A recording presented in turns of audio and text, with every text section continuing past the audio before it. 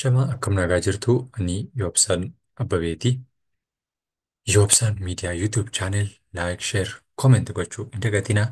Egaa akkuma yeroo darbe keessatti barnoota gosa adda addaa waliin ilaalaa turre amma immoo gaaffiiwwan barattoota muraasaa keessaanii fi barreeffama barreessuutiin naaf deegga gaafataniini anillee gaaffiiwwan shaakalaa gaaffiiwwan 10 baasee isiniif qopheesseen jira. Egaa gaaffilee shaakalaa barnoota gadaa kutaa 8ffaa akkasuma qormaata yookaan immoo haala qormaan ittiin ba'u warreen gaafattaniif illee deebii muraasa isiniif ta'a kanan jedheen gaaffiiwwan muraasa yookiin immoo gaaffiiwwan akka bakka duwwaatti yookiin immoo akka deebii bakka duwwaa guutuu waliigalaa kan fakkaatuun isiniif qopheesseen jira. Yoobsaan miidiyaa YouTube chaanel laayik, sheer, kooment gochuu hin dagatinaa. Ammas warreen na waliin jirtan galatooma ulfaadhaa. Warreen saabskiraayib godhin jirtan immoo saabskiraayib kooment gochuutiin dogoggoraaf sirreeffama jiru hundayyuu jalatti naa barreessuu hin dagatinaan isin jechuu barbaada. Eeyyegaa gaaffilee shaakala barnootaa gadaa kutaa 8ffaa yeroo jedhugaa tokkoffaa irratti maalidhaa? Gaaffiiwwan deebii gabaaboo yookiin immoo yaadaan bakka duwwaawwanii fakkaateewwanii yookiin immoo gaaffii barreessuudhaan deebisnu fakkeessuutiin kan qophaa'edha jechuudha. Inni kunis immoo maaliif fayyadaa? Tokkoffaa haala filannoodhaan yoo gaafatame kan nama fayyadu akkasuma immoo qormaata kallattii kan barnootaa yookiin immoo idilee kilaasii yookiin kutaa keessatti barsiisaan nu gaafatuuf illee akkasuma hojii maneewwaniif kan nu fayyadudha jedheetiin haala kanaan isiniif qopheessee jira yookiin immoo kan dura qopheessaa turrirraa xiqqoo ishee adda ni taasifamaa jechuudha. Sababni isaas egaa gaaffiiwwan barattoota hedduurraa ka'eetiin haala kanaatiin qopheessuu waan hin danda'eef jechuudha. Tokkoffaa irratti gaaffiin keenya irratti deebii gabaabaadha kan nuti deebisuu qabnu jechuudha. Qeexalaa jechuun maal jechuudha? Gaaffii jedhudha jechuudha.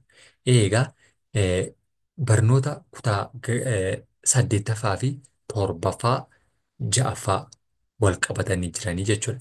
Gadaan jalqabumti isaanii gadaa jechuun sirna ittiin bulmaata uummata Oromoo yookiin immoo uummanni damee Booranaa fi Baarentuu yookiin uummatni Kuush jaarraawwan 16ffaa 17ffaa dura 15 dura osoo jaarraa 16ffaa sirnoota adda addaatiin hin cabiin dura sirnoota adda addaatiin kan inni sirna gadaatiin gaggeeffamaa ture kan inni ittiin bulaa turedha jechuudha. Sanaaf bulaa haa turuyyuu malee egaa jaarraa 16ffaa booddee sirnoonni gita bittaa adda addaa yeroo isaanitti dhufaa bu'u.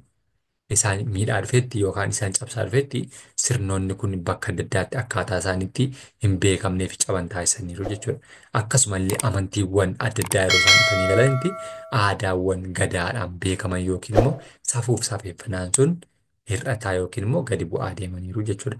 Haa ta'uyyuu malee egaa hanga guyyaa har'aatti yookiin akka jaarraa 21ffaa jirutti iyyuu immoo naannolee Booranaa fi Gujii keessatti bal'inaan kan lafa qabatee jiru ta'uun ni beekama jechuudha. Isaan keessatti immoo bal'inaan immoo qorataawwan adda addaallee akkaataa isaaniitti qorachaa turan yookiin Piroofeesar Asmaroom haala inni itti yookiin immoo namni biyya yookiin immoo dhalataa Eertiraawwi ta'anillee akka isaan ittiin qorachaa turanillee baroota hedduudhaaf seenaa isaaniirraa argachuu ni dandeenya jechuudha. Egaa gaaffii keenya gara gaaffii keenyatti gaafa deebi'u qeexalaa jechuun maal jechuudha? Qeexalaa jechuun egaa naannolee adda addaatiin beekamu. Naannoo kamitti beekama yookiin immoo naannoo kamitti qeexalaa jechi jedhu kun kan inni fayyadamamu jechuu gaafa ilaallu jalqaba irratti naannoo Gujiiti. Naannoo Oromiyaa yookiin immoo godinoota Oromiyaan qabdu keessaa naannoo Gujii keessatti kan inni beekamudha jechuudha. Qeexalaa jechuun egaa sirbadha. Sirba maalii? Sirba foolleen sirbitu. Foollee jechuun egaa yeroo har'aa kana jaarraa nuti keessa jirrutti beektu baay'een keessanii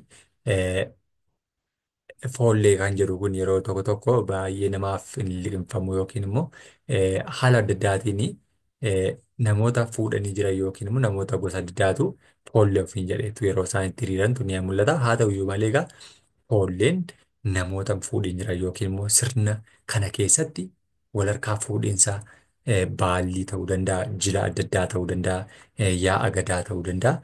Sana keessatti qeexalaa kan eenyutu sirba naannoo Gujii keessatti yookiin immoo Oromoo Gujii keessatti naannoo sanatti eenyutu sirbachuudhaaf foolleessu dhiichisan jechuudha.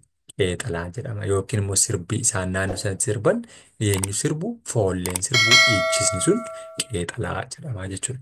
Inni gara lammaffaatti gaafa darbinu lammaffaatti immoo absaalaa jedha. Absaalaa jechuun illee akkasuma afaan haaraa yookiin immoo kan naannolee biraa keessatti yookiin immoo godinoota adda addaa Oromiyaa keessatti hin beekamnee fi hin dhaga'amnedha jechuudha.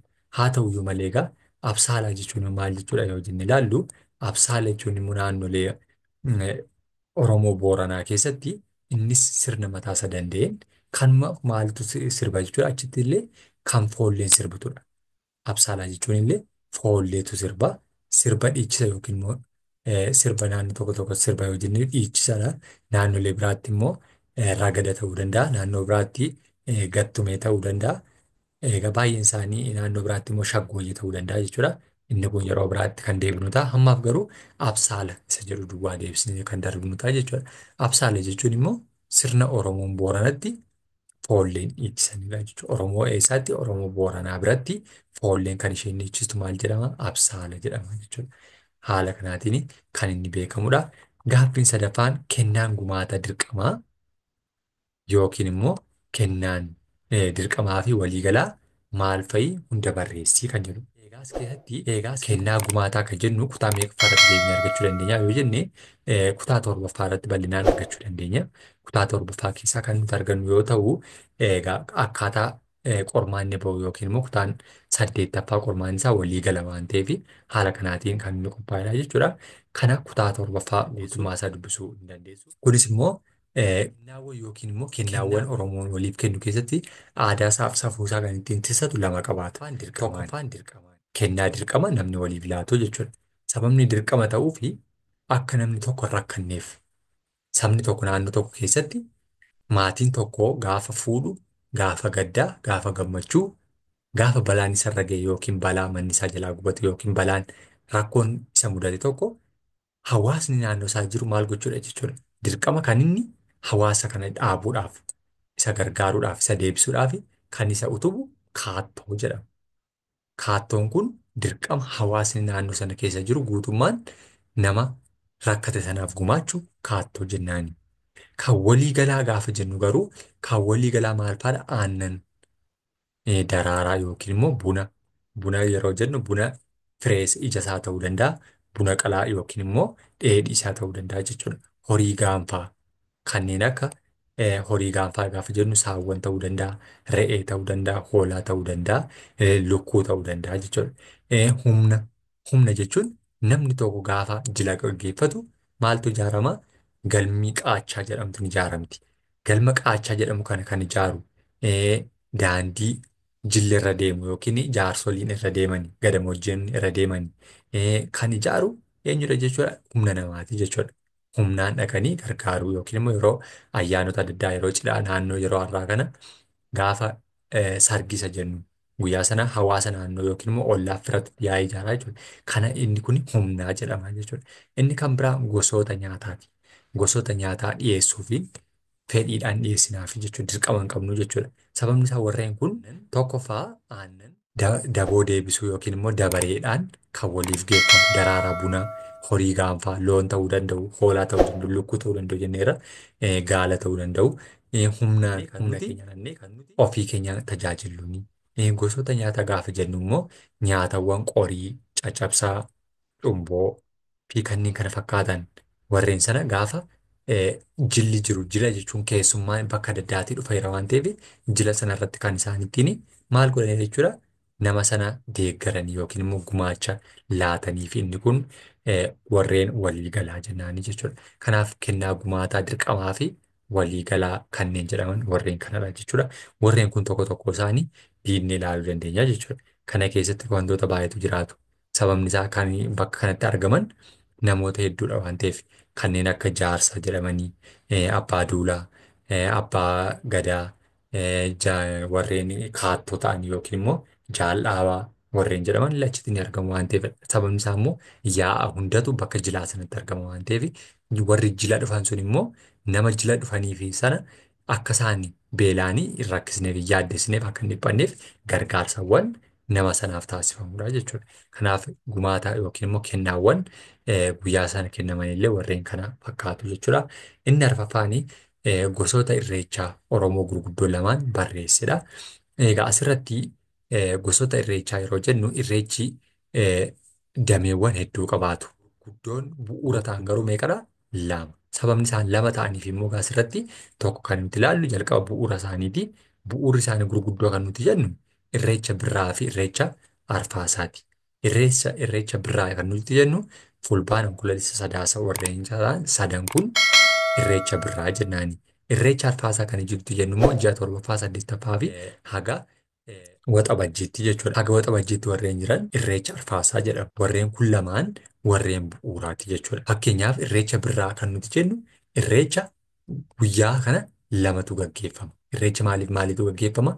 Irreecha hora harsadee fi irreecha hora harsadee fi hora finfinnee. Hora harsadee fi hora finfinnee yookiin kan eessatti gaggeeffamu kanii naannoo Dololoo Buddeenaa jedhamutti jechuudha. Yookiin immoo naannoo Dirree Masqalaa kan jennu sanarraa gara harka bitaatti kan gaggeeffamu yookiin immoo cherchii yookiin amantaa Ortodoksii Boroorraan kan jiru bakka sanatti kan gaggeeffamu irreecha isaa jenna irreecha birraa jennaan.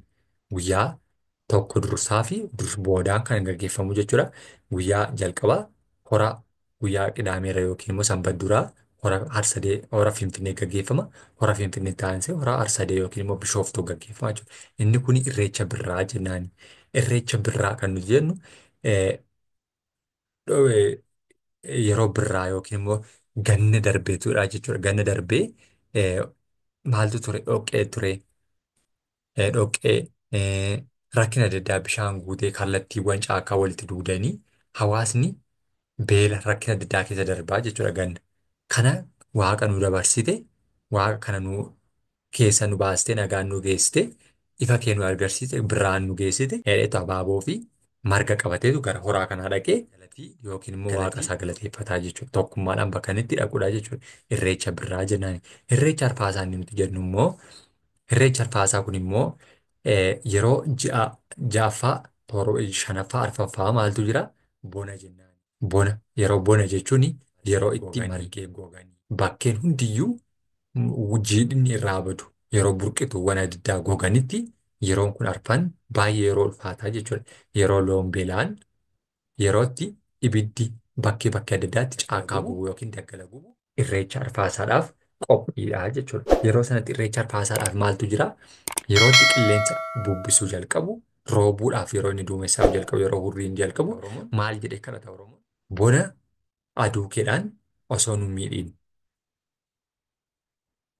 beelaan osoo horii keenya hin fixiin kan gara arfaasaa keetti yookiin immoo rooba gaarii nuuf fidi, rooba nagaa nuu roobse jedheetu gara sanatti ba'eetu waaqa isaa kadhataa jechuudha. Sababni isaa bona jechuun baay'ee yeroo aduun itti gubu, yeroo itti waan hundiyyuu awwaara ta'ee jirudha jechuudha. Yeroo awwaaraa kana immoo midhaan isaa calleeffatee nagaadhaan yeroo inni boqotee kee gara hojii isa ganna isa dhufuutti deemuuf jedhudha waan ta'eef jechuudha. Kanaaf arfaasaa yeroo itti midhaan facaasuuf ka'e qopheeffatu, sanyii qopheeffatu, yeroo itti gindii isaa qopheeffatudha jechuudha. Kanaaf yeroo irreecha arfaasaa jennaan jechuudha. Kanaaf egaa gurguddoodha kan isaan jedhaman keessatti gara sanatti gaafa hin deebi'u immoo gurguddoodha gaafa jedhama irreecha baay'eetu jiraatu jechuudha. Irreechi tokkoffaa walirraa fageenya hawaas-dinagdee sooshaaliidha yookiin immoo hawaasni haala quubsuma mataa isaa danda'e waan qabaatuuf irreecha birraa fi irreecha arfaasaarraa ala naannoo isaatti maal qabaata jechuudha. Naannoo isaatti ni qabaata jechuudha. Naannolee irreechi birraa raawwatee ka'ee yookiin immoo irreecha birraa erga xumuree ka'ee irreechi ateetee bakkeen adda addaatti ni raawwatu. Irreechi ateetee naannolee buraayyuutti ni raawwatu. Akkasuma ambootti illee ni raawwatu. Akkasuma immoo irreecha mataa isaanii kan danda'an illee naqamtetti illee ni raawwata. Irreecha hadiyyaa ni raawwata. Iluu abbaa booritti illee akkasii. Lixa wallaggaatti illee akkasidha jechuudha. Irreechi mataa isaaniidhaan immoo naannoo isaaniitti maal ta'aniiru quubsuma hawaasni walirraa fagaateen ni gaggeeffata jechuudha. Warreen sun warreen xixiqqoo jedhamu. Warreen kanarra hundeen isaanii garuu maalidhaa? Irreecha birraa, irreecha arfaasaati jechuudha. Irreecha lamaan isaanii kana hundee godhateetu akkuma madda walaabuu, madda hawaas dinagdee yookiin immoo sooshaalii hawaasni bakka itti walii galu yookiin seeraaf heera tumachaa ture sirni gadaa Oromootti murteeffamaa ture. Irreechi warreen kun lamaanillee warreen gurguddooti jechuudha. Kanas bal'inaani warreen irreecha kutaa torbaffaa kutaa saddeettaffaa wal qabsiistanii bal'inaan irraa argachuu ni dandeessu. Gara gaaffii keenya shanaffaatti gaafan deebi'u immoo gaaffii shanaffaa irratti maal jedhaa? Federeeshiniin bulchiinsa gadaa tokkoffaa damee Booranaa 5 barreessi jedha. Egaa asirrattis gaaffiiwwan addaa kaasuu ni dandeenya. Haa ta'uyyuu malee gaaffii baay'ee isaa bal'iseennaan yeroon keenya illee wal nu geessu waan ta'eef muraasaan keessas ni dubbadha. Baay'ee isaa immoo kitaaba isaa irraa barbaaddanii bal'inaan dubbistanii gaaffiiwwan kaasuu ni dandeessu jechuudha. Federeeshiniin bulchiinsa gadaa tokkoffaa damee Booranaa 5 barreessi gaafa jennu bulchiinsi gadaa yookiin immoo gadaan Oromoo jalqabuma hundeen Oromoo meeqa lama jedhamu. Isaanis Booranaa fi Baarentuudha. Booranaa fi Baarentuun immoo bakkeen adda addaattidha kan isaan qubsuma adda addaarraa yookiin immoo haala jiruuf jireenyaan kan isaan walirraa fagaatanii jiran jechuudha. Uummanni Kush yookiin jalqaba hundee isaarraa kaasee dhufaatii isaarraa kaasee yookiin immoo Booranaa fi Baarentuu jedhameeti kan inni beekamu.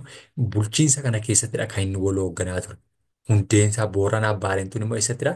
Kan inni seerota kana tumatu immoo madda walaabuuttidha jechuudha. Madda walaabuutti tokko ta'eet Boorannis Baarentuunis dhufu jechuudha. Haa ta'uyyuu malee hangafummaa mataa isaa inni eeggatu jechuudha. Hangafummaa yookiin akkaataa dhalataniyyuu hangafummaan ni jira waan ta'eef hangafummaa isaanii eeggataniitu bakka sanatti dhaqanii murtoowwan seeraa heeraa kabajaan wal sirreeffatu jechuudha. Waan dabe sirreessanii waan sirrate immoo irratti walii galu jechuudha. Kanaaf egaa damee Booranaa warreen jennu damee Booranaa keessaa dameen Booranaa meeqatu jiru? 5tu jiraatu jechuudha. Damee Booranaa warreen nuti jennu 5tu jiru. Sabboo Gonaa, Maccaaftuu 2, Raayyaa Saboo, Kantuma Daarimuu fi Jiblooloosaa jedhamu jechuudha. Warreen kun 5 damee Booranaa 5 warreen gurguddoo jedhamanidha. Sabboo Gonaan qubsuma mataa isaarraa kan ka'e naannoo kamiif akka eessatti akka qubate bal'inaan kutaa torbaffaa boqonnaa salgaffaarraa bal'inaan ni argattu. Akkasuma boqonnaa 8ffaallee bal'inaan kan irraa argattanidha jechuudha. Boqonnaa 8 boqonnaa salgaffaarraa kan argattan tokko tokko isaa kan diiguu waan ta'eef jechuudha. Maaliif yeroo baay'ee hedduu fudhata waan ta'eef Sabboo Gonaan damee mataa isaa danda'e of jalatti kan inni ilmaan mataa isaanii qabu. Maccaaftuu 2 akkasii, Raayyaa Saboo akkasii, Kantuma Daarimuu akkasii, Jiblooloosaa akkasii eessa naannoo kam keessatti illee akka argamanii kan jedhu warreen barachaa jirtanis ta'e warreen barachuu osoo hin baratiin kana keessa darbitan illee bal'inaan kutaa torbaffaa boqonnaa salgaffaa fi boqonnaa 8ffaa yoo gadi fageenyaan dubbistan dameewwan addaa argachuu dandeessu jechuudha. Bal'inaan ni jiraatu jechuudha. Kanaaf damee Booranaa 5 yeroo jennu Sabboo Gonaa, Maccaaftuu 2, Raayyaa Saboo, Kantuma Daarimuu, Jiblooloosaa warreen jennu damee Booranaa warreen gurguddoo jedhamanii beekamanidha jechuudha. Inni kan biraan hayyootni yaa'a gadaa Booranaa eenyu fa'aadha? Hayyootni yaa'a gadaa jechuun sochii isa jennudha. Sochii yookiin bakkaa bakkatti deemsa yaa'a jennaani jechuudha. Yaa'a sana keessatti immoo gadaa Booranaa fi gadaa Baarentuu jennee ilaaluu ni dandeenya. Gadaa Baarentuu ammaaf kan hin xunnedha. Haa ta'uyyuu malee damee Booranaa keessatti gaafa laallu dameen Booranaa hayyuuwwan gurguddoo lamaan kana qabaata. Hayyuu Gabraa yookiin immoo hayyuu Meedhichaa jedhamu. Hayyuu Gabraa fi hayyuu Meedhichaa kana keessatti egaa damee Booranaa gaafa ta'an hayyuun Gabraa aduloota yookiin immoo yaa'a isaa beektota isaa waliin fudhatee deemu keessaa inni jalqabaan jira Arboora jedhama jechuudha. Arboora yoo ta'an hayyuun Gabraa Arboora yookiin aduloonni isaa yookiin kan isa waliin deeman Arboora jedhamu jechuudha. Hayyuun Meedhichaa immoo aduloota gosaa yookiin Hawwaxxuu fi Koonnituuti jechuudha. Gosaa kan jennu kun egaa as keessatti baay'eetu jiraachuu danda'u. Baay'ee isaanii kanas gadi fageenyaan keessa yoo seenee yeroo nuti gubata waan ta'eef ammas bal'inaan kutaa torbaffaa boqonnaa torbaffaa, 8ffaa, salgaffaa haga 10ffaa illee bal'inaan dubbisuu hin dandeessanii bal'inaan keessa argachuu waan dandeessaniif jechuudha. Sababni isaa gosa keessaa warreen filaman jechuudha. Gosa jechuun immoo fakkeenyaaf Abbaa Duulaa, Abbaa Gadaa, Jaarsa warreen akka maatiiwwan ta'anii jiran keessatti hanga dhaqee gadamoojjummaatti gahanitti sirna kana keessatti haala isaaniitiin falamaa deemantu jira jechuudha. Jalqaba irratti eessaa kaanee eessa akka keenyu yookiin immoo gosoota gaammiirraa kaanii sanaaf gosa keessaatti haala isaaniitiin filamaa deeman keessatti inni kun hayyuu Meedhichaa immoo aduloota gosa Hawwaxxuu fi Koonnituu jedhaman keessatti of keessatti qabateetu kan inni jiraatudha jechuudha. Gaaffii torbaffaatti gaafa dabarru raabni aannan 3 raawwata. Isaanis gaa eenyuuf eenyuun raawwata yoo jenne raaba jechuun beektu baay'een keessanii gadi fageenyaan ammallee kitaabuma gara kitaabatanii isin deebisa bal'inaan yoo achirraa dubbistan warreen kun warreen qajeelchoodha malee bal'inaan ibsa guutummaa guutuutti itti laanna jechuuf yeroo keenyatti waan hin geenyeef ni gabaabsee jira jechuudha. Haa ta'uyyuu malee egaa raabni jiloota walitti aanan sadiidha kan inni gaggeessu. Sadan kun immoo korma bantii qaluu, dhoksii buluu fi gaa'ela dhaabbachuu kan geessu. Raaba jechuun yeroo inni itti aangoo fudhatudha waan ta'eef aangoo erga harkaa fudhatee fuudhuu osoo hin fuudhin aangoo yookiin immoo aangoo baallii fudhachuu yookiin immoo aangoo waggaa 8 biyya bulchuu fudhachuu hin danda'u. Kanaafidha jechuudha sirna kana kan inni gaggeessu jechuudha. Korma bantii qaluu jechuun korma hin qotin yookiin qambarriin irra hin taa'in kan inni qalu jechuudha. Qalee hawaasa naannoo isaa jiru hundayyuu nyaatee kan inni sirna kana tokko jedhee jalqabu. Yeroo korma bantii kana qalu tokkoffaa baqqalaa kan jedhamu mataa isaa irratti hidheeti yookiin immoo alaabaa abbaa gadaa kan jedhamu sana mataa irratti hidheeti. Galma qaachaa fuulduratti hidhamee ture. Galma qaachaa fuulduratti erga hidhamee tureeti guyyaa sirni jilaa sun gaggeeffamu dursa qalameetu kan inni hawaasa naannoo sana jiruu fi jiloota bakka sanatti argaman kan inni affeeruu jechuudha. Itti aansee maal godhaa? Dhoksii buluu jechuudha. Dhoksii buluu jechuun kun immoo maal godhaa? Guyyaa 8ffaa yookiin immoo waggaa 8ffaa gadaa fudhachuudhaaf yookiin baallii fudhachuudhaaf gaafa qophii ta'u dhoksii kanatu gaggeeffamaa jechuudha. Dhoksii buluutu raawwataa jechuudha. Erga maal godhee korma bantii qalee dhoksii yookiin immoo erga sirna kana raawwatee booddee dhoksii buluutu gaggeeffama jechuudha. Dhoksii buluu jechuun galma qaachaa keessa jechuudha. Galma qaachaa keessa guyyoota murtaa'eef dhokatee ta'a jechuudha. Eenyu akka aangoo baallii fudhatu hawaasni sun maalidha? Beekuun qabaatu jechuudha.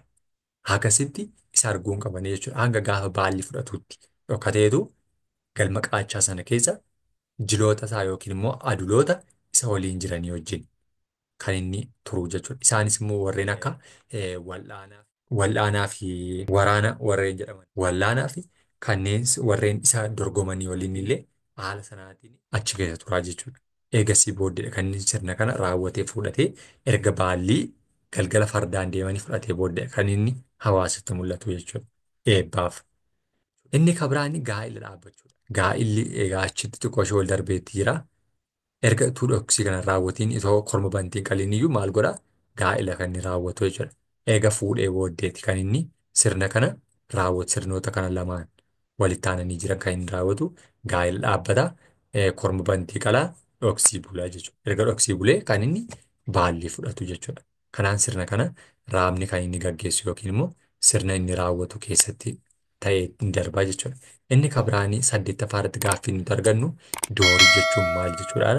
Doorii jechuun egaa kutaa gajjilaa keessatti akkuma ilaallee jirru tokkoffaa kutaa 8ffaa boqonnaa tokkoffaarraa argachuu dandeenya bal'inaan waa'ee doorii bal'inaan kan nuti argachuu dandeenyu. Doorii jechuun egaa jalqaba irratti ilmaan dabballee jechuudha. Doorii jechuun ilmaan dabballee. Dabballeen ilmaan dooriiti soorii. Dabballeen ilmaan sooriiti waan ilmaan dooriiti waan taateef jalqaba irratti maal ilmaan erga ijoollee godhateetidha jechuudha. Kan inni sirna kana keessatti gahee kanaa jalqabu jechuudha.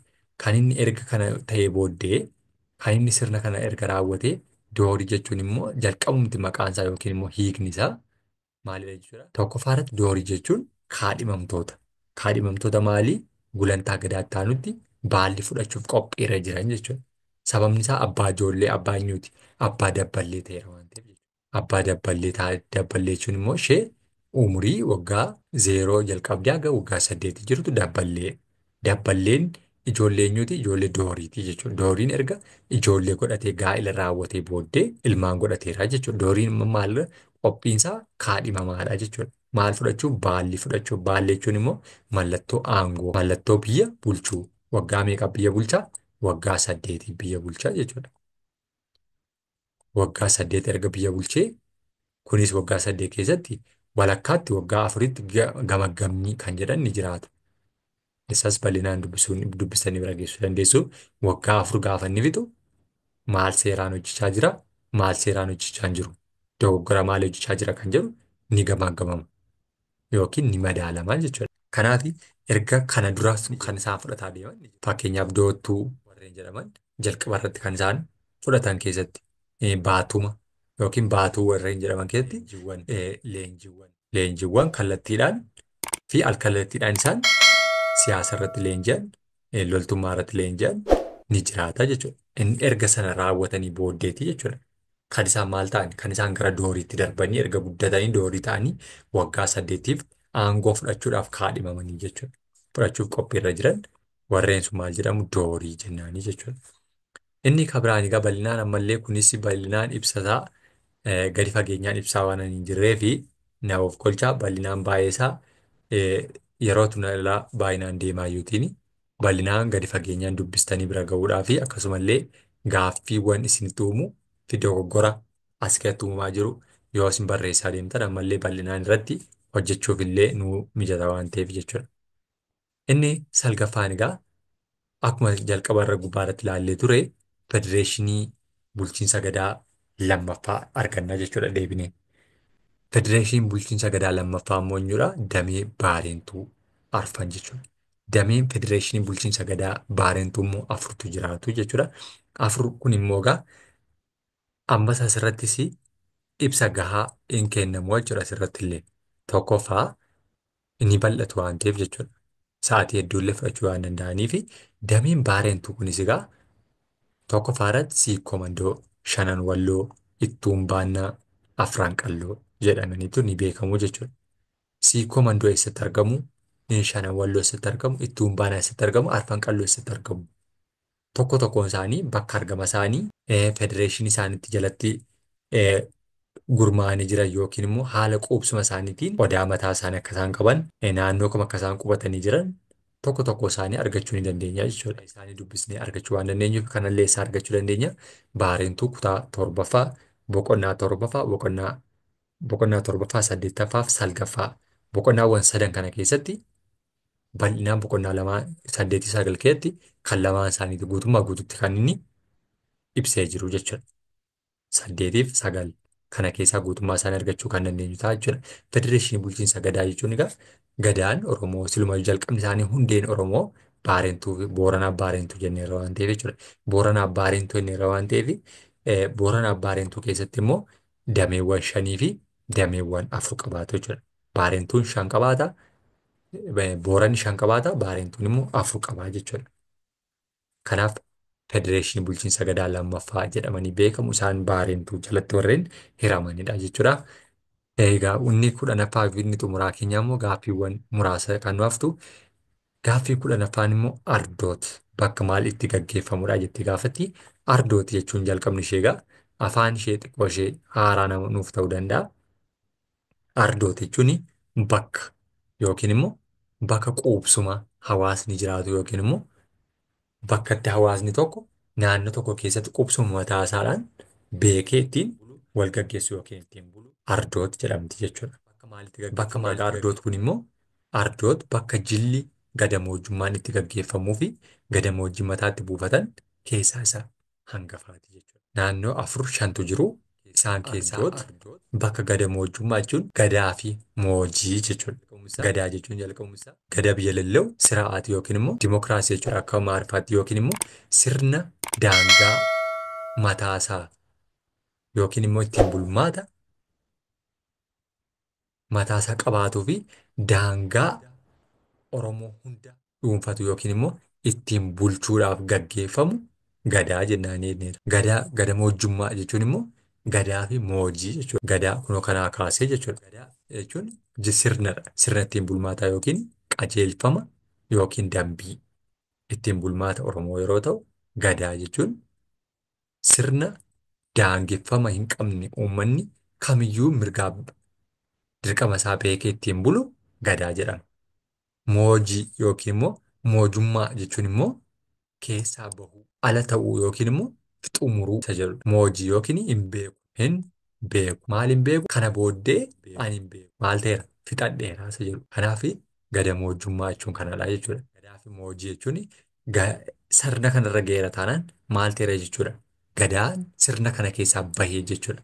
Eenyutti dabarseetu? Ilma isaatti dabarsee keessaa. Yeroo kana maaltu laatamaa fi gadamoojjummaan jilli mataa isaa buufateera yookiin mataa ofirraa haadeera taanaan tokkoffaa gola guchii yookiin immoo baallee guchii haaduu kennamaaf yookiin qarabaasa jennu kennamaafi wantoota jaarsi ittiin tajaajilamuu danda'u wantoota inni ittiin osoo hin yaaddeen tajaajilamuu danda'u kennamaafi jechuudha. Sana booddee maalitti hin deebi'u? Gadaatti hin deebi'u jechuudha. taa'ee yeroo inni itti nyaatu haga gaafa lubbuun darbutti kan inni ittiin sirna kana keessatti kabajamee taa'udha jechuudha. Malee waa'ee gadaa bakkaa bakkatti deemu, jila deemu, qaachaa deemanii ijaaruu, gumaata kennuu hin qabu jechuudha. Inni fixateeraa jechuudha. Yeroo inni itti keessaa bahee boqonnaa fudhatu gadamoojjummaa jechuudha. Gadaaf immoo hojjechuunis kanaafidha jechuudha. Hin beeku yookiin xumuradheeraa isa jedhudha jechuudha. Kanaaf ardoot bakki jedhamtu kunis bakka itti gadamoojjummaan itti mataa buufatudha jechuudha. Erga mataa ofirraa haadee booddee sirna kana keessa harka baafatee jira jechuudha. Kanaaf haala kanaatiin bakka inni itti gaggeeffamudha. Ardoota qofa osoo hin taane naannoo bakkeen 6-7tu jiru bal'inaan ilaaluu ni dandeessu. Baay'ee isaanii eh, bakkeen addaatu jiru waan ta'eef jechuudha. Bokkuufaa kanneen akka mi'ee bokkuufaa ni jiru waan ta'eef mi'ee bokkuufaa qofa osoo hin taane naannoo baay'eetti ni jiranii bal'inaan isaanii illee kitaaba gadi fageenyaan dubbisuu ni dandeessu. Gaaffiiwwan har'an qopheesse kana fakkaataa yoo ibsan miidiyaa YouTube chaanel laayik, sheer, kooment gochuu hin dagatinaa. Ammas gaaffiiwwan deebii dogoggoraa argitan gaaffiiwwan gaaffii isinitti ta'an haala kamiin akkasiin qophaa'uu danda'u warreen na hordofaa jirtan ammallee jalatti naa barreessuu fi keessaan naa bilbiltanii natti himuu ni dandeessu. Galatoomaa ulfaadhaa deebanaa.